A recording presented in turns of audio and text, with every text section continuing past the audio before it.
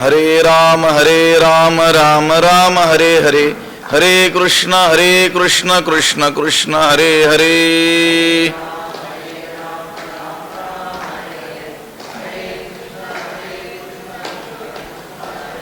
पुंडलीक वरदा हरी विठ्ठल श्री ज्ञानदेव तुकाराम. पंढरीनाथ भगवान की जय. माऊली ज्ञानेश्वर महाराज की जय. जगद्गुरु तुकाराम महाराज की जय. तानि सर्वाणि संयम्य युक्त आसीत मत्परः, वशे हि यस्येन्द्रियाणि तस्य प्रज्ञा प्रतिष्ठिता. नमामि सद्गुरुं शान्तं सच्चिदानन्द विग्रहं पूर्णब्रह्म परानन्दमीशमालन्दी वल्लभम्. नमो सद्गुरु तुकया ज्ञानदीपा, नमो सद्गुरु सच्चिदानंद रूपा, नमो सद्गुरु भक्त कल्याण मूर्ती, नमो सद्गुरु भास्करा पूर्ण कीर्ती. अखंड मंडलाकारं व्याप्तं येन चराचरं तत्पदं दर्शितं येन तस्मै श्री गुरवे नमः. जयांची केली स्मरण होय सकळ विद्यांचे अधिकरण, तेची बंधू श्री चरण श्री गुरूंचे ते नमस्कारो नियात. तानि सर्वाणि संयम्य युक्त आसीत मत्परः, वशे हि यस्येन्द्रियाणि तस्य प्रज्ञा प्रतिष्ठिता. ग्रंथराज ज्ञानेश्वरीच्या दुसऱ्या अध्यायाचे चिंतन आपण करतो आहोत आणि या दुसऱ्या अध्यायातील 61व्या क्रमांकाचा हा श्लोक आहे. या श्लोकाचा अन्वय आणि अर्थ एकदा आपण पाहूयात. तानि सर्वाणि संयम्य युक्तः मत्परः आसीत, हि यस्य वशे इंद्रियाणि तस्य प्रज्ञा प्रतिष्ठिता. याचा अर्थ असा होतो, तानि सर्वाणि संयम्य, त्या सर्व इंद्रियांचा निग्रह करून, ती सर्व इंद्रिये आवरून, युक्तः मत्परः आसीत, युक्त होऊन, मत्पर म्हणजे माझ्याशी अनन्य होऊन, जो अनन्य होतो, ती सर्व इंद्रिये, त्या सर्व इंद्रियांचा निग्रह करून, युक्त होऊन म्हणजे शांत चित्त होऊन, माझ्याशी जो अनन्य होतो. ही यस्य वशे इंद्रियाणि, ज्याच्या स्वाधीन इंद्रिये झालेली आहेत, तस्य प्रज्ञा प्रतिष्ठिता, त्याची बुद्धी स्थिर झाली आहे असे जाणावं. त्याची प्रज्ञा आत्मस्वरूपामध्ये स्थिर झालेली आहे असं जाणावं. इंद्रियांचा विषय कालच्या श्लोकामध्ये झालेला आहे की इंद्रिये कशी आहेत, ती अत्यंत बलवान असलेली इंद्रिये आहेत आणि ती इंद्रिये त्या विवेकी जो पुरुष आहे, प्रज्ञास्थैर्याकरिता इंद्रिय निग्रहाचा जो प्रयत्न करतो आहे, त्या प्रयत्न करणाऱ्याच्याही मनाला बळजबरीनं विषयांकडे ओढून नेतात. अशी ती जी इंद्रिय आहे, त्या सर्व इंद्रियांचा निग्रह करून, युक्त होऊन, शांतचित्त होऊन, मत्परः म्हणजे माझ्यावरच चित्त ठेवलेला, माझाच अनन्य, माझ्याशीच अनन्य असलेला असा जो आहे, ज्याची इंद्रिये काय झालेली आहेत, स्वाधीन झालेली आहेत, त्याची प्रज्ञा आत्मस्वरूपामध्ये प्रतिष्ठित झाली आहे असं समजावं. तस्य प्रज्ञा प्रतिष्ठिता, ज्याच्या इंद्रिये स्वाधीन झालेल्या आहेत त्याची प्रज्ञा आत्मस्वरूपामध्ये स्थिर झाली आहे असं जाणावं.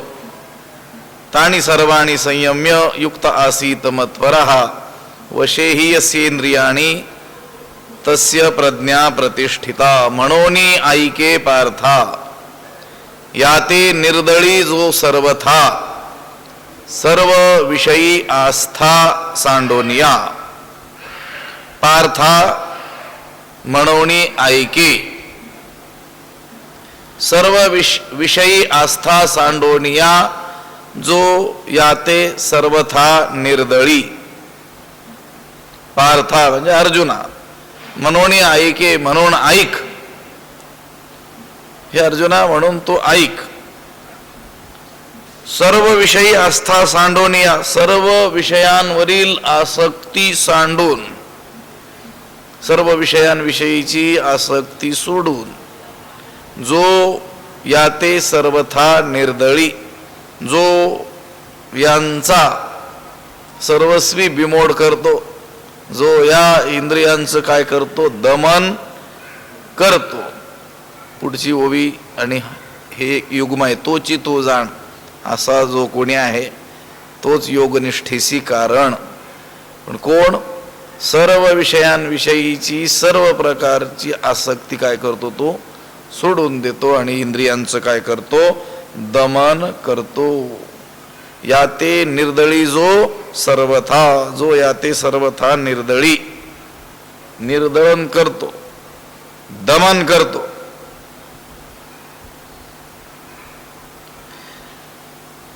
आता इंद्रियांचं दमन करायचं निर्दळन करायचं याचा अर्थ त्या इंद्रियांचा नाश करायचा त्या इंद्रियांना नष्ट करायचं असं नाही आहे.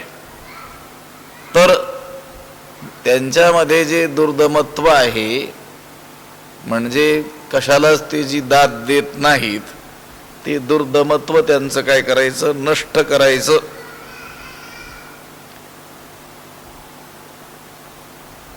त्यांच्यावर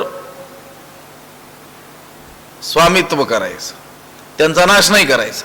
निर्दळन करणं म्हणजे लगेच त्या इंद्रियांचा नाश करायचा नष्ट करून टाकायचे तसं नाही. तर त्या इंद्रियांना आपल्या काय करायचं स्वाधीन ठेवायचं.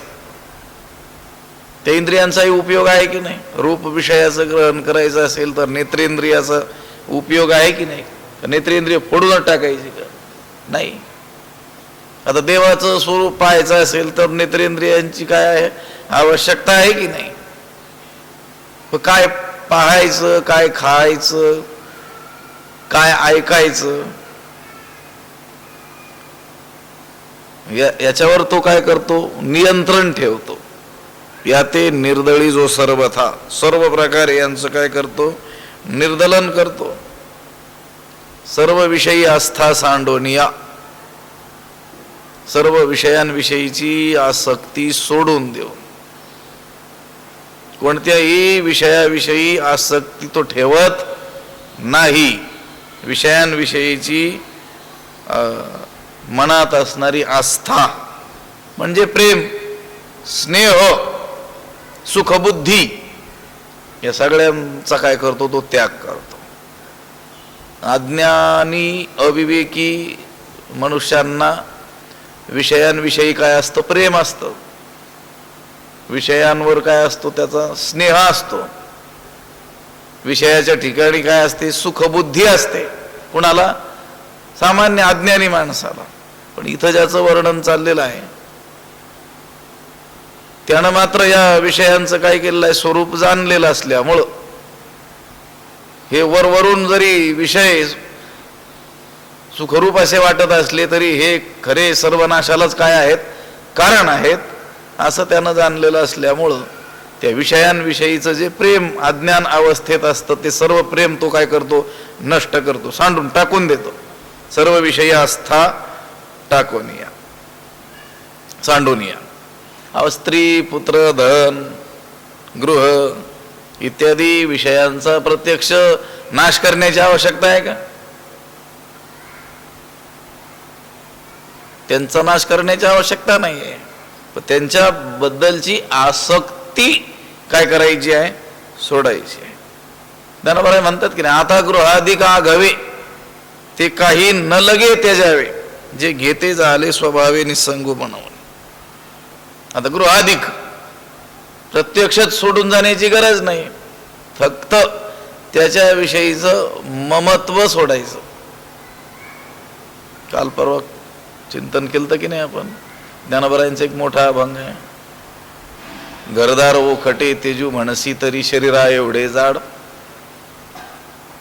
एखादा म्हणेल मी घरादाराचा काय केलेला आहे, त्याग केलेला आहे. जे घर सोडलं तर पुन्हा त्या घराचं तोंडच पाहिलं नाही. पण जर देहबुद्धी गेलेली नसेल तर ज्ञानोबा म्हणतात, हे शरीरा एवढं जाडजूड घर सोबतच घेऊन फिरतोस, कोणत्या घराचा तू त्याग केला? बंधू भगिनी यांचा मी काय केला म्हणतो, त्याग केला. पण काम क्रोध हे बंधू तर सोबतच घेऊन फिरतोस. आशा तृष्णा मायेचे बंडरया हे सगळे बहिणी सोबतच घेऊन फिरतोस. ते जिले ते काय कास या सांगपा मजपाशी ऐसे. मग तू काय त्यागलस, कशासाठी त्यागलस? ज्या जेणे बेणे तू जासी वनांतरा ते तव तुझं सरीसे रया. आणि ज्यांना तू काय केलेलं आहेस, त्यागलेलं आहेस की हे माझ्या आड येतील, म्हणून तू ज्यांचा त्याग केलेला आहे ते तर तुझ्या सोबतच आहेत म्हटले घरदार. पण प्रत्यक्ष गृहाधिकांचा त्याग करण्याची आवश्यकता नाही, तर त्याच्याविषयी असलेली आस्था, प्रेम, स्नेह त्याचा काय करायचा आहे, त्याग करायचा. त्याचा त्याग ज्यानं केलेला आहे, सर्व विषयी आस्था सांडोनिया. पण त्या विषयांविषयीची जी आस्था आहे, स्नेह आहे, तो टाकणं अतिशय कठीण. तैसे कठीण कोवळेपणे स्नेह देखा, बघून आलो आपण पहिल्या अध्यायामध्ये. स्नेह अत्यंत काय आहे, कठीण आहे.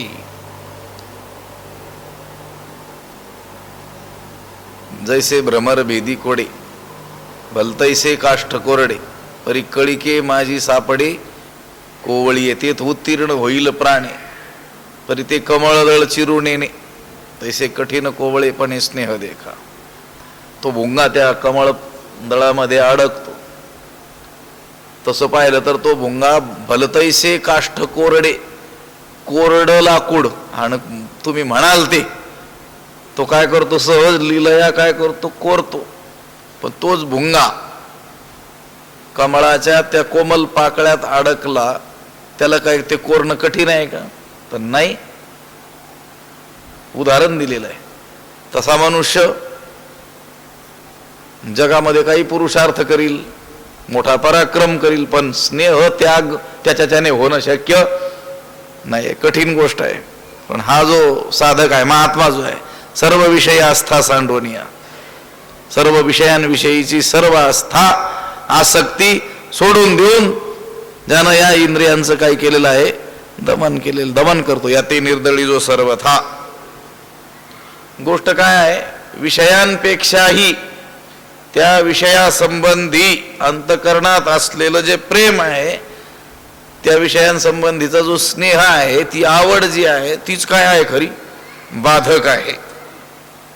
जो साधक आहे तो त्या स्नेहाचाच काय करतो, त्याग करतो. विषयांविषयी कोणत्याही प्रकारची आसक्तीच तो ठेवत नाही. त्यामुळे इंद्रिय दमन करणं त्याला काय होतं, शक्य होतं. असं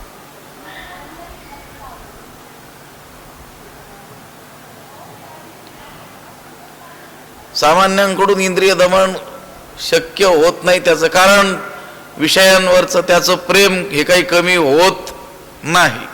विषयाचं खरं स्वरूप त्याने जाणलेलं नसतं. विषयी जी सुखबुद्धी त्याच्या अंतकरणात आहे ती काही गेलेली नसते. म्हणून त्याच्याकडून इंद्रिय दमन होत नाही. विषयांविषयीची आसक्ती, मनातील आसक्ती त्याने त्यागलेली नसते. मग वरकरणी केलेला जो त्याग आहे तो खरा त्यागच नाही. लक्षात आलं का? खरा त्याग काय, तर त्याची आसक्ती सोडणं, त्याचा मोह सोडणं, त्याच्याविषयीचं प्रेम सोडून देणं. इंद्रियांचा निरोध आणि विषयासक्तीचा त्याग ह्या महात्म्याने केलेला असतो. आणि गोष्ट अशी आहे की या दोन्ही गोष्टी अधीन आहेत, म्हणजे करता येणं शक्य आहे, प्रयत्न वाढताना. म्हणून तर आपल्या पुढे हे सांगितलेलं आहे. जर हे शक्यच नसतं, अगदी अशक्यप्राय अशी गोष्ट असते, तर इथं वर्णनच केलेलं नसतं. अगोदर आपण बोललो होतो.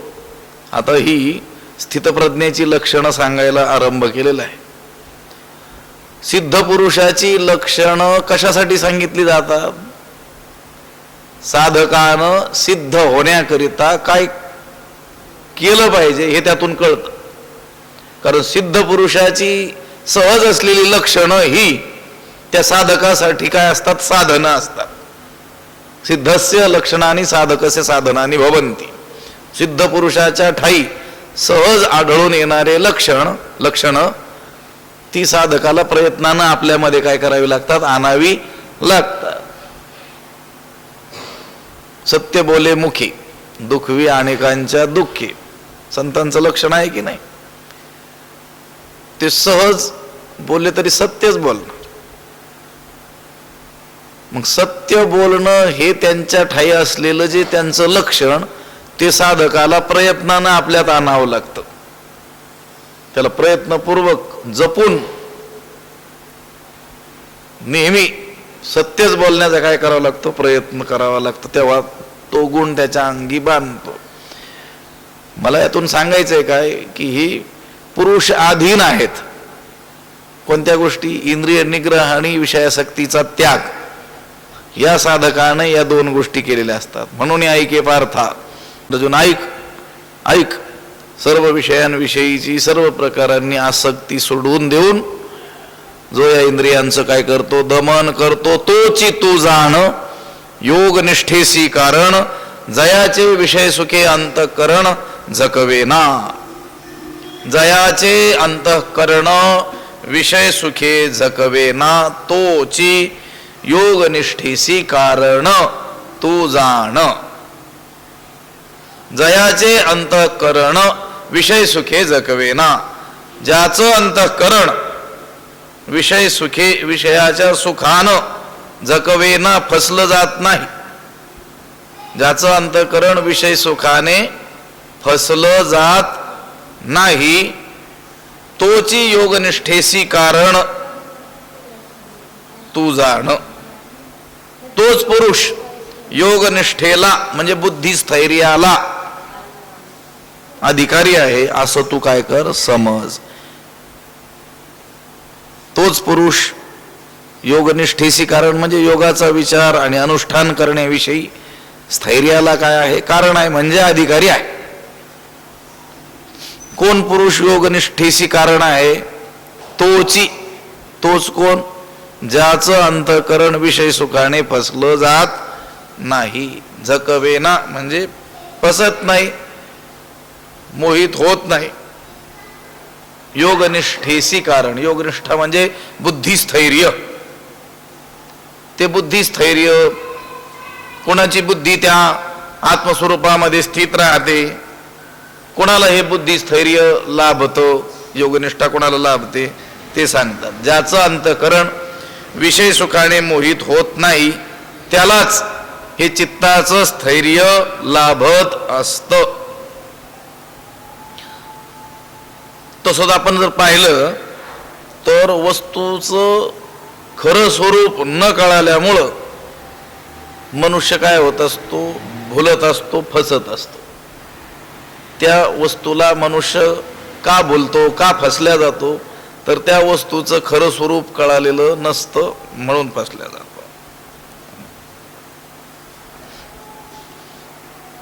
विषय सुख हे नाशिवंत आहे, विषय हे मिथ्या आहे, दुःखरूप आहे, त्यात सुख नाही आहे, केवळ सुखाभास आहे. याचं ज्ञान ज्यांना नसतं तेच लोक या विषय सुखाला काय होत असतात? फसत असतात. ते अंतर नेणती बापुडे, म्हणून अगत्य सेवने घडी, सांगे पूय पंकीची किडी, काय चिळसी घेती. दानबराय म्हणतात ते अंतर नेणती बापुडे, त्या विषयाचं अंतरंग हे बापुडे, हे बिचारे जीव जाणत नाहीत म्हणून अगत्य सेवने घडे. म्हणून अगत्यानं नित्यानं त्या विषयांचं सेवन त्यांच्याकडून होतं. त्याला उदाहरण दिलं त्यांनी. सांगे पूय पंकीचे किडे काय चिळसी घेती. पूय म्हणजे पू, पंक म्हणजे चिखल. पू रूपी चिखलातील किडे, त्यांना त्या पोवाची काय किळस येईल का? बिभत्स वाटेल का? त्या घाण वाटेल का त्यांना? नाही वाटणार. उलट बाजूला काढून चांगल्या स्वच्छ पाण्याने धुतले तर ते पुन्हा तिकडच जाते. लक्षात आलं?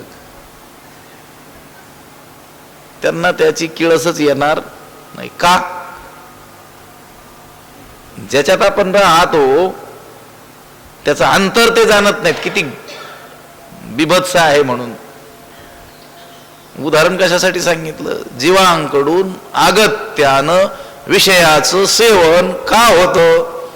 ज्ञानोबारायांनी दिलेलं उत्तर आहे ते. अंतर्नेणती बापुडे हे बिचारे त्या विषयाचं अंतरंग जाणत नाहीत. लक्षात लगा. विषय हे वरून जरी सुखरूप वाटत असले तरी देखील ते सुखरूप नसून परिणामी दुःखालाच कारण आहेत.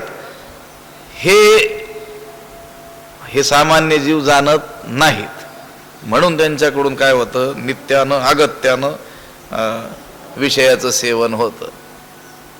विषय हे सुखरूप नाहीतच. सुखाचा काय आहे? भास आहे. म्हणून विषय सुख जे बोलीजे ते नेणता गा वाया जलपीजे जैसे महोर का म्हणजे विषकंदा. ते ज्ञानोबाराय म्हणतात विषयांच्या ठाई सुख आहे असं जे म्हटलं जातं, बोलल्या जातं ते वाया, व्यर्थ आहे, खोटं आहे म्हटले ते. विषयाच्या ठाई सुख आहे असं म्हणणं म्हणजे कसं? जैसे महुर का म्हणजे विषकंदा. ते विषाचे कांदे, कंद, विषाचा कंद, आणि त्याला काय म्हणायचं? महुर. त्याला म्हणायचं अमृत. विषाचे कांदे वाटोणी जो रस घेईजे पिळूनी. ज्ञानोबारायच म्हणतात विषाचे कांदे वाटले आणि त्याचा रस काढला आणि त्याला अमृत नाव ठेवलं. हे जसं तसं विषयाच्या ठाई सुख आहे असं म्हणणं अशा रीतीनं काय आहे? हास्यास्पद आहे. खरी तर गोष्ट अशी असती, दुःख लेवणी सुखाची अंगी सळीत जगाते. या विषयांच्या रूपानं दुःखच जगासमोर आलेलं आहे, सुखाची अंगी लिहून. दुःख हे दुःख रूपानं जर आपल्या समोर आलं, आपण त्याचा स्वीकार करू का? काल परवाचाच विषय. चोर चोराच्या रूपात समोर आला तर त्याच्याने फसले जाऊ का आपण? नाही. पण तो चोरच काय करतो? पोलिसाचे कपडे घालून येतो, चांगल्या सज्जन माणसाचं वेश परिधान करून येतो. मग माणसं फसली जातात. दुःख हे दुःख रूपानं जर आपल्या समोर आलं तर आपण त्याचा स्वीकार करणार नाही, कारण दुःख कोणालाच आवडत नाही. मग त्या दुःखानं काय विचार केला? हे लोक आपला असा स्वीकार करत नाहीत, मग आपण काय करू? सुखाचे कपडे घालून यांच्या पुढे जाऊ. दुःख लेवणी सुखाची अंगी, आंगड ते घालून जगासमोर आले. लोकांनी पाहिलं, अरे सुख आलं, सुख आलं. सुख आहे का ते? त्यानं काय केलं? फक्त सुखाचे कपडे घातले. आहे कोणते? दुःख. आलंय कशासाठी? सळीत जगाते, जगाला सळण्याकरता. विषय म्हणजे दुःख आणि दुःखच, पण ते मात्र दिसतात कसे? इंद्रियांचा स्वभाव सांगताना काय सांगितलं? या विषया वाचून काही अनेक सर्वथा रम्यची नाही, ऐसा स्वभावाची पाही इंद्रियांचा स्वभावच असा आहे की या विषयांपेक्षा या जगामध्ये श्रेष्ठ, सुखरूप, मनोहर, सुंदर असं काहीच नाही म्हटले. आणि मग लोक त्या विषयांचा काय करतात? स्वीकार करतात, सेवन करतात आणि दुःखाला सामोरं जातात. म्हणजे जगातील सामान्य लोकांचं अंतःकरण या विषय सुखानं फसलं जातं, विषयाला भुलले जातो आपण. पण ज्याचं वर्णन चाललंय, जयाचे विषय सुखे अंतःकरण जकवेना, ज्याचं अंतःकरण विषय सुखानं फसलं जात नाही. विषय कितीही सुंदर रूपात त्याच्या समोर आला तरी देखील त्याला ते दृष्टी प्राप्त झालेली असल्यामुळं तो त्या विषयाचं अंतरंग जाणत असतो. त्या बाह्य रंगाला हा साधक भुलतच नाही. सामान्य माणसं मात्र बोलतात. चोखोबरा म्हणतात तसं काय बोललासी वरलिया रंग देवालाच म्हणतात की नाही, तशी माणसं देखील कोणत्या रंगाला बोलतात? बाह्य रंगालाच बोलतात. पण हे विषय आपल्याला सुखरूप प्रतीत होत असले तरी देखील हे सुखरूप नसून हे दुःखालाच कारण आहेत हे सामान्य माणसं जाणत नाहीत. आणि त्या विषय सुखाला काय होतात? बोलतात. विषय सुखानं फसले जातात. ज्यांचं अंतकरण विषय सुखानं फसतं. पण ज्याचं वर्णन चाललं तो स्थितप्रज्ञ पुरुष, तो मात्र त्याचं अंतकरण विषय सुखानं फसलं जात नाही. विषय त्याला भुलवू शकत नाहीत. तोची तू जाण योगनिष्ठेशी कारण. तोच योगनिष्ठेला काय आहे? कारण आहे. योगाचा विचार आणि अनुष्ठान करण्याविषयीच्या स्थैर्याला काय आहे? तो कारण आहे. म्हणजेच कोण आहे? अधिकारी आहे. प्रज्ञा स्थैर्य त्यालाच प्राप्त होईल. बुद्धीची स्थिरता त्यालाच काय होते? प्राप्त होते. तोची तो जाण योगनिष्ठेशी कारण जयाचे विषय सुखे अंतःकरण जकवेना. जो आत्मबोध युक्तू होऊनी असे सततू, जो माते हृदयातू विसंबेना. जो सततू आत्मबोध युक्तू होऊनी असे, जो हृदया आतू माते विसंबेना. जो सततू आत्मबोध युक्तू होऊनी असे, जो निरंतर, जो अखंड आत्मबोध युक्तू म्हणजे आत्मज्ञान संपन्न होऊनी असे होऊन राहतो. जो अखंड आत्मज्ञानाने संपन्न होऊन राहतो. जो माते हृदयातू विसंबेना. जो हृदयातू माते विसंबेना. आणि जो अंतःकरणात मला कधीही विसरत नाही. त्याची प्रज्ञा काय झालेली आहे? स्थिर झालेली आहे. जो आत्मबोध युक्तू होऊनी असे सततू. आत्मबोध म्हणजे आत्मज्ञान. आत्मबोध युक्त म्हणजे आत्मज्ञानाने संपन्न. आत्मज्ञानी जो पुरुष आहे त्याला जर सोडलं तर बाकीच्या सर्वांच्या ठिकाणी या अनात्म वस्तूंचंच काय असतं? ज्ञान असतं. आत्मज्ञानी म्हणजे आत्म्याचं ज्याला काय आहे? ज्ञान आहे. मी आत्मस्वरूप आहे अशा अनुभूतीवर जो पोहोचलेला आहे त्याला जर सोडलं तेवढ्या त्या आत्मज्ञानी पुरुषाला, तर बाकीच्या सगळ्यांच्या ठिकाणी, आपल्या सगळ्यांच्या ठिकाणी ज्ञान आहे. पण कोणतं ज्ञान आहे? हे अनात्म, हे सगळ्या जगताचंच काय आहे? आपल्याला ज्ञान आहे. कुठं काय आहे, कुठं काय आहे, सगळं ज्ञान आपल्याला आहे. आपल्याला सगळं ज्ञान आहे, फक्त जे पाहिजे तेच नाही आहे. लक्षात आलं का? मग तो आत्मज्ञानी पुरुष त्याच्या ठाई आत्मा आहे, त्याला त्या आत्म्याचं ज्ञान आहे ना. आपल्याला आत्मा नाही काय? आपणही आत्मस्वरूपच आहोत, पण त्याचं ज्ञान आपल्याला नाही आहे. लक्षात आलं का? हा महात्मा अखंड आत्मज्ञानाने संपन्न आहे. होऊनी असे सततू. सतत ज्याचा बोध काय आहे? मी देह नसून मी आत्मस्वरूप आहे असा ज्याचा बोध आहे. कधी मधी नाही, तो आपला प्रवचनापुरता असतो. धर्माख्याने आहे ना. स्मशानेच रोगिणाम या मतिर्भवेत सा सर्वदैव तिष्ठेत कोण मुच्चेत बंधनात. शास्त्रामध्ये असं म्हटलेलं आहे. आपल्याला देखील तशी बुद्धी होत असते. वैराग्य बुद्धी होते. कुठं कुठं? धर्माख्याने. एखाद्या महापुरुषाचं धर्माविषयीचं आख्यान चालू असेल तर त्या ठिकाणी आपल्याला बुद्धी होते की काही जगाचं खरं नाही. विषय नाशिवंत आहेत. कोणी कुणाचं नाही आहे. परमात्माच आपला आहे. बुद्धी होते. पण किती वेळ? त्या प्रवचनात आहे तोपर्यंत. धर्माख्याने. अजून स्मशानेच. स्मशानामध्ये जर गेलो आपण कोणा आप्त इष्टाला पोहोचवण्याकरिता, तर तिथं बसलेल्या लोकांना वैराग्य होत असतं. म्हणून तर त्याला स्मशान वैराग्य म्हणतात. तिथल्या लोकांची चर्चा आहे का? सगळी वैराग्याचीच चर्चा असते. काही खरं नाही, काही भरोसा नाही असं म्हणत असतात. बुद्धी होते तेवढा वेळ का होईना, मला ते सांगायचंय. सतत नाही होत तेवढा वेळ. धर्माख्याने स्मशानेचे रोगीणाम, रोगी पुरुष, रोग जर्जर, रोगानं जर पिडला, रोग दुःखानं, तर त्याची देखील बुद्धी कशी होत असते, अशी वैराग्य युक्त अशी बुद्धी होत असते. त्याला कशातच काही रस वाटत नाही. रोगीणाम या मतीर भवेत. धर्माचं आख्यान चालू असताना स्मशानामध्ये आणि रोगी पुरुषाला तिथं आणखी विकल्प करता येईल. रोग जर्जर व्यक्ती जो अत्यंत वेदनेने पीडितो आहे त्याच्या जवळ असलेला त्याला देखील काय होत असते, तशी बुद्धी होत असते. काय न मरतयाच्याही चित्ता काय युगांतून हे ज्ञानोबर आहे म्हणतात. अंतकाळ जवळ आला असा भूतांची उमटे खडाडता त्याचा प्राण जाण्याची वेळ आलेली आहे, अशा व्यक्तीजवळ जर चांगला दुसरा धडधाकट मनुष्य बसलेला असला तरी त्याच्या चित्ताला युगांत झाल्यासारखं वाटतं. त्याला देखील काय होतं, वैराग्य बुद्धी होत असते. पण किती वेळ, तेवढा वेळ.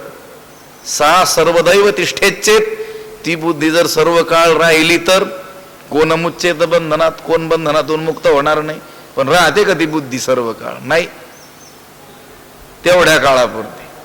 पण हा जो महात्मा आहे हा आत्मज्ञानाने संपन्न आहे. कसा? होऊन असे सततू अखंड आत्मबुद्धीच आहे. जो आत्मबोधयुक्त होऊन असे सततू सर्व काळ, ज्याच्या ठिकाणी काय आहे, आत्मज्ञान आहे. अखंड आत्मज्ञानाने जो संपन्न आहे, जो माते हृदयातू विसंबेना, जो हृदयामध्ये माते मला कधीही विसरत नाही. भगवंत म्हणतात. भगवंताचं सतत अखंड स्मरण ज्याच्या अंतःकरणात चाललेलं असतं आणि कोणत्याही अवस्थेमध्ये, लक्षात आलं, कोणती प्रतिकूल अवस्था म्हणजे परिस्थिती निर्माण हो, कशी परिस्थिती निर्माण हो. एक अभंग आहे, भुके तहाने चित्ती सदा देव आठविती, आम्हा सोयरे हरिजन जनी भाग्य निकिंचन, ज्यांच्या धैर्या नाही भंग, भाव एक विधरंग. भुके तहाने चित्ती सदा देव आठविती. भुके तहाने, भुकेनं तहानेनं पिडलेल्या दुःखासारखं दुःख जरी असलं तरी चित्ती सदा देव आठविती. देवाचं सतत ते काय करतात, चित्तामध्ये स्मरण करतात. जो माते हृदयातू विसंबेना, जो मला हृदयात कधीही न विसरलेला असतो, त्याची प्रज्ञा स्थिर झालेली आहे. आता ठीक आहे, त्यानं बाह्य विषयांपासून आपल्या इंद्रियांना काय केलं, आवरलं. इंद्रिय निग्रह केला, मनोनिग्रह देखील काय केला, त्यानं केलेला आहे. ठीक आहे, बाह्य विषयांशी त्या इंद्रियांचा संबंध नसेलही, त्यांचा त्याग जरी केला असेल, पण जर मनात काही विषय वासना असेल तर यानं काय केलं, इंद्रिय निग्रह केला असेल इंद्रिय निग्रह, पण मनामध्ये थोडीशी विषयांविषयी काही वासना असेल तर ज्ञानोबराय म्हणतात, इरवी बाह्य विषय तरी नाही, परी मानसी होईल जरी काही, तरी साध्यंतुची पाही. बाह्य विषय तरी नाही, परी मानसी जरी काही होईल, तरी हा साध्यंतुची संसारू असे पाही. एरवी तसा विचार केला तर बाह्य विषय तरी नाही, एखाद्याने बाह्यता हा विषय काय केले, सोडले. परी मानसी जरी काही होईल, पण मनात जर काही विषय वासना असतील तरी हा साध्यंतुची संसारू असे पाही, तर हा संपूर्ण संसार त्याला आहे असं समज. पाही, विचार कर, समज. एरवी त्यानं बाह्य विषयांचा इंद्रियांशी संबंध तोडला, त्या बाह्य विषयांचा काय केला, त्याग केला असला तरी सुद्धा मनात जर काही विषय भोग वासना असेल थोडीशी, तरी देखील तो संपूर्ण संसार साध्यंतुची संपूर्ण संसार स आदि अंत, आदि अंत संपूर्ण संसार त्याच्या देहात पुष्कळच आहे असं काय करा जाणा. जरी त्याने बाह्य विषयांपासून इंद्रियांना आवरलेलं असलं, पण जर मनामध्ये परी मानसी होईल जरी काही थोडास जरी विषयांविषयी काय राहील, आस्था राहील, थोडंसं का होईना त्या विषयांविषयी काय राहील, प्रेम राहील, कुठं अंतःकरणात, बाहेर नाही. विषयांचा संबंधच येऊ दिला नाही त्याने, इंद्रियांशी निग्रह केला, पण मनामध्ये मात्र थोडीशी काही ठेवली, सुखबुद्धी, प्रेम, स्नेह त्या विषयांविषयी असेल, तरी देखील त्याला संपूर्ण संसार आहेच म्हटले. लक्षात आलं? संसार त्याचा पिच्छा सोडणार नाही. एरवी शब्दाचा अर्थ नाही. तर इथून पुढं या पुढच्या श्लोकाचा काय करतात, उपक्रम करू राहिलेले आहेत. हे जे 62 आणि 63 हे 2 श्लोक एकत्र आलेले आहेत ना, ध्यायतो विषयान पुंसः संगस्तेषुपजायते संगात संजायते कामः कामात क्रोधोभिजायते क्रोधात भवति सम्मोहः सम्मोहात स्मृती विभ्रमा स्मृतिभ्रंशात बुद्धिनाशो बुद्धिनाशात प्रणश्यति. विषयांचं ध्यान, बाह्यतः जरी विषयांचा त्याग केला तरी विषयांचं चिंतन मनातली मनात, त्या विषयाच्या चिंतनापासून प्रणश्यति संपूर्ण नाश होतो. इथपर्यंतचा जो प्रवास आहे त्याचं वर्णन या 2 श्लोकात केलेलं आहे. विषयाच्या चिंतनापासून सर्वनाशापर्यंत कसा तो जीव जात असतो त्याचे टप्पे पुढे सांगितलेले आहेत. नाशाची वाटचाल कुठून सुरू झाली? विषयाच्या चिंतनानं, केवळ विषयाच्या स्मरणानं, विषयाच्या आठवणीनं. पण मग अशी बोललो की नाही मी, प्रत्यक्ष विषय जेवढे घातक नाहीत त्याहून 1000 पट त्या विषयाचं चिंतन काय आहे, घातक आहे. मग हे जे श्लोक आहेत ना पुढचे, त्याचा उपक्रम इथून सुरू केलेला आहे ज्ञानोबा आहे. हा जो 61वा श्लोक होता त्याचं भाष्य संपलं. पुढचा श्लोक आणण्याकरता अवतरणिका उपक्रम सुरू केलेला आहे. पुढच्या श्लोकात जे सांगायचंय, जशी प्रस्तावना असते की नाही, अभंग आपण कीर्तनाकरता घेतो, पहिल्या चरणावर येण्याकरिता अभंगाची अगोदर भूमिका सांगून मग म्हणतो आपण पहिल्या चरणात हे सांगितलेलं आहे. तसं या पुढच्या श्लोकांचा उपक्रम इथून सुरू केला. एरवी बाह्य विषय तरी नाही, ठीक आहे, बाह्य विषय नाही आहेत, परी मानसी होईल जरी काही, पण मनामध्ये चिंतन असेल विषयांचं, तरी देखील संपूर्ण संसार त्याच्या पाठीमागूच लागलेला आहे. साध्यंतु पूर्ण संपूर्ण नकशिकांत समग्र. बाह्यतः जरी स्त्री, धन, पुत्र, गृह अधिक इत्यादिकांचा त्यानं त्याग केलेला असला, सांप्रदायिक काही बाह्य चिन्ह त्याने जरी अंगीकारलेली असली, संन्यास परंपरेतला असेल तर छाटी, दाढी, माळा, मुद्रा इत्यादी, आपल्या संप्रदायाचा असेल तर धोतर, टोपी, उपरण, गंध, माळा इत्यादी, आणि बाह्यतः विषयांचा त्याग केलेला जरी आपल्याला दिसत असला, पण आतमध्ये अंतःकरणात जर विषयांचं चिंतन असेल तर तो पक्का संसारीत समजायचा. लक्षात आलं का? तुका म्हणे नाही निरसला देह तोवरी आवघे सांसारिक. जोपर्यंत मनातील विषय संपूर्ण नष्ट झालेले नाहीत तोपर्यंत तो कोण समजायचा? संसारित. आता सामान्य दृष्टीनं संसारित शब्दाची व्याख्या काय केलेली असते? मुलाबाळावाला, घरदार ज्याचा आहे तो, आणि घरादाराचा ज्यानं त्याग केला त्याला लोक काय म्हणतात? हा संन्यासी आहे. पण असं घरादाराचा त्याग केलेला जरी एखादा असेल पण मनामध्ये विषयांचं चिंतन करत असेल तरी देखील तो काय समजायचा?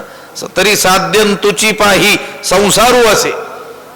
संपूर्ण संसार त्याच्या पाठीमागे लागलेला आहे. जरी त्यानं बाह्यतः विषयांचा त्याग केलेला दिसत असला पण मनामध्ये त्या विषयांचं काय असेल? चिंतन असेल तर थोडस बरं का, परी मानसी होईल जरी काही.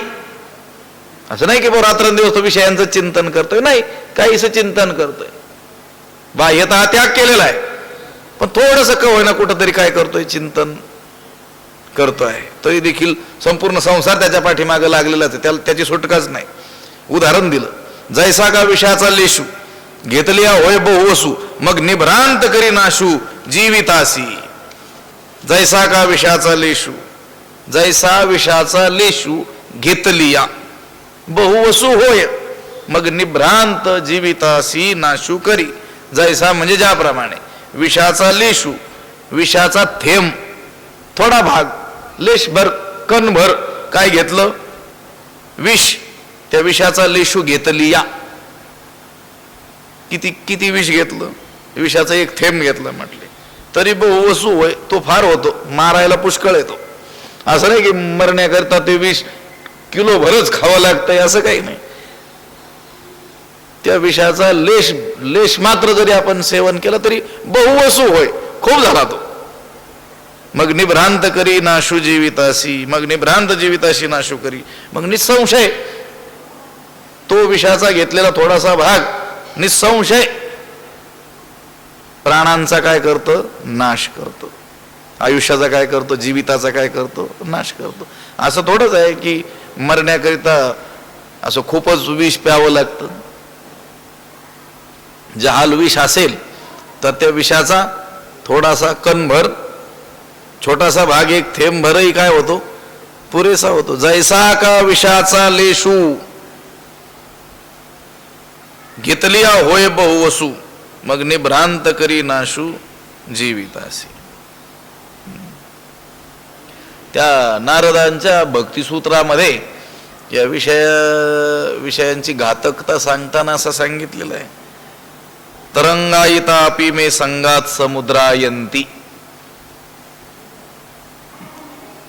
छोटासा तरंगच पुढे काय करतो म्हटले, लाटेचं स्वरूप काय करत असतो, धारण करत असतो.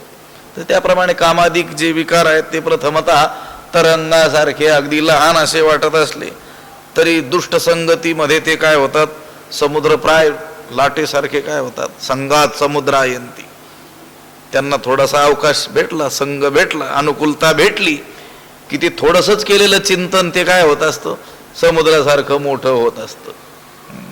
तरंगायिता अपि मे संगात समुद्रायंती.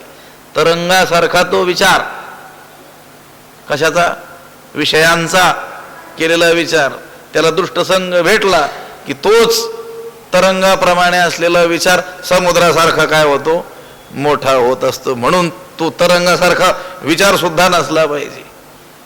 तोच सर्वनाशाला काय ठरतो, कारण ठरतो.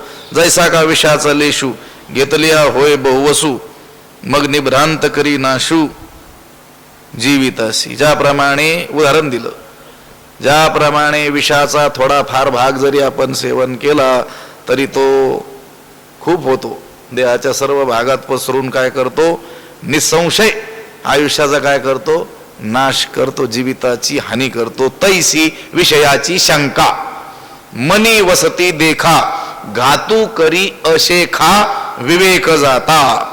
हा सिद्धांत आहे, वरचा दृष्टांत आहे. ज्याप्रमाणे विषाचा थोडासा भाग जरी सेवन केला तरी जीविताचा नाश करण्यासाठी तो पुरेसा होतो आणि निसंशय काय करतो, जीविताचा नाश करतो. तैसी विषयाची शंका मनी वसती देखा, देखा पहा, तैसी या विषयाची शंका मनी वसती अशेखा विवेक जाता घातू करी. पहा, त्याप्रमाणे या विषयांची नुसती शंका म्हणजे कल्पना, विषयात सुख आहे की नाही याविषयी मनात शंका जरी राहिली, साधकानं निश्चयावर असलं पाहिजे की विषयात सुख नाहीच, विषयात दुःखच आहे. पण जर त्या विषयांविषयी थोडीशी जरी शंका त्याच्या मनात राहिली, अरे विषय हे सुखरूप आहेत की नाही, ज्या अर्थी हे सगळे लोक विषयांच्या पाठीमागे लागलेले दिसतात, आपण तर त्यांचा त्याग केलेला आहे, याच्यात सुख आहे की काय, अशी जर त्याला काय राहिली, शंका राहिली, तर मग घातू करी अशेखा विवेक जाता. अशेखा संपूर्ण विवेक जाता विचारांचा, त्याच्या ठाई असलेले जे सद्विचार त्या संपूर्ण सद्विचारांचा, त्या विवेकाचा काय करते, ती शंका नाश करून टाकते. तो विवेक त्यानं बिचारानं प्राप्त केला एवढा सायास करून, सत्संग करून, श्री गुरु सेवा करून, शास्त्र श्रवण करून जे विचार प्राप्त केले आहेत ते सगळे विचार क्षणार्धात नष्ट होऊन जातात जर ही शंका मनात राहिली विषयांची. तैसी विषयाची शंका मनी वसती देखा, घातू करिया शेखा विवेक जाता. त्या जुने साधू संत लोक किंवा श्रीगुरु लोक ते सांगायचे, साधकानं या संसारिक लोकांच्या या लग्न कार्याधिकामध्ये सामील होऊ नये म्हणायचे. गेलं तर कुठं जावं, दुःखाचा प्रसंग असेल तर ते कोणी गेलेलं असेल तर स्मशानात जावं. तिथे काय होईल, अगोदरच आपल्या ठाई असलेलं वैराग्य थोडंसं आणखी काय होईल, दृढ होईल. पण हे लग्न कार्य वगैरे असे जे सुख समारंभ असतात ना, तिथं साधकानं त्या वैराग्यवान पुरुषानं जाऊ नये. का? कारण तो आपलं जे जीवन जगत असतो, या सगळ्या समस्त विषयांचा त्याने काय केलं असतं, त्याग केला असतो. आणि शास्त्र श्रवण करून, सत्संगती करून नेहमी आपल्या मनाला तो समजावून सांगत असतो की हे समस्त जगत काय आहे, दुःखरूप आहे, विषय दुःखरूप आहेत. पण जर तिथं त्यानं पाहिलं हे सगळे लोक किती आनंदी दिसतात आणि त्याच्या मनात जर शंका आली, काय शंका आली, अरे विषय सुखरूप तर नाहीत ना, आपण उगीच यांना काय समजतो, दुःखरूप समजतो. अशी मनात थोडीशी शंका जरी आली तरी आतापर्यंत मिळवलेल्या सर्व विचारांचा नाश होऊन जातो. कसं? ज्याप्रमाणे विष थोडंसं जरी घेतलं तरी त्या जीविताचा काय करतं, ते नाश करतं. तैसी विषयाची शंका मनी वसती देखा. शंका म्हणजे कल्पना. कल्पना जरी मनात आली विषयाची तरी देखील संपूर्ण विचाराचा, विवेकाचा काय करते, नाश करत असते. सत्सद विवेक बुद्धी जी आहे त्या बुद्धीचा काय करत असते, ती लोप करत असते शंका. म्हणून विषयांचा विचार, विषयांचं स्मरण ही देखील काय आहे, अत्यंत घातक आहे. प्रत्यक्ष विषय जेवढे घातक नाहीत त्याहून अनंत पटीनं त्या विषयांचं स्मरण हे काय आहे, घातक आहे. या पुढच्या श्लोकांची अवतरणिका म्हणा, उपक्रम म्हणा, या ओव्यांमध्ये केलेला आढळतो. या पुढच्या या 2 श्लोकांमध्ये तर ती परंपराच सांगितलेली आहे की मनुष्य विषयांचं काय करतो, ध्यान करतो, विचार करतो, चिंतन करतो, मग त्याला संग प्राप्त होतो. संगात संजय ते काम, कामहा, संघापासून काम उत्पन्न होतो. कामात क्रोधोअभिज आहे, ते क्रोध निर्माण होतो. क्रोधात भवती सम्मोहा, क्रोधापासून सम्मोह होतो. सम्मोहात स्मृतिविभ्रमः, स्मृतिभ्रंशात बुद्धिनाश, आणि बुद्धिनाशात प्रणश्यती. केवळ विषयाचं केलेलं ध्यान, केलेलं थोडंसं स्मरण, तिथपासून सर्वनाश, प्रणश्यती इथपर्यंतचा प्रवास होत असतो. म्हणून त्या विषयाचं ध्यान हे काय आहे, अत्यंत घातक आहे. तैसी विषयाची शंका मनी वसती देखा, घातू करी अशेखा विवेक जाता. पुंडलीक वरदा हरी विठ्ठल, श्री ज्ञानदेव तुकाराम पंढरीनाथ भगवान की जय. माऊली ज्ञानेश्वर महाराज की जय. विठ्ठल विठ्ठल विठ्ठल विठ्ठल विठ्ठल. पुंडलीक वरदा हरी विठ्ठल, श्री ज्ञानदेव तुकाराम पंढरीनाथ भगवान की जय. माऊली ज्ञानेश्वर महाराज की. आता विश्वात्मके देवी येणे वाग्यज्ञे तोषावे, तोषोनी मज द्यावे पसाय दान हे. जे खळांची व्यंकटी सांडो, तया सत्कर्मी रती वाढो. भूता परस्परे पडो, मैत्र जीवांचे दुरितांचे तिमिर जावो.